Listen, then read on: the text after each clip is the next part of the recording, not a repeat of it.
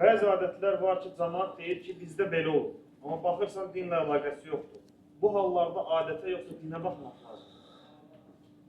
Adətlər dinlə əlaqəsi yoxdur nə deməkdir? Yəni dinə müxalifdir, yoxsa dinə müxalif deyil? Əgər müxalif deyilsə, qayda belədir ki, o adətlər ki, dinə müxalif deyil, onları yerinə yetirmək olar, etmək olar. Dinə müxalif deyil. Məsələn, tutaq ki, bizdə nişan eləyirlər. Və yaxud xınayaxtı eləyirlər və yaxud müəyyən adətlər var. Bunlar İslam dininə müxalif bir şey deyil. Və yaxud sünnət etdikdə uşağı qonaqlıq verirlər. Bu sünnəyə, İslam dininə müxalif bir şey deyil. Əksinə sən onu əqiq elə, əqiq məclisi kimi. Həm uşağı sünnət olunmuş, həm də əqiq məclisi kimi təqdim elə.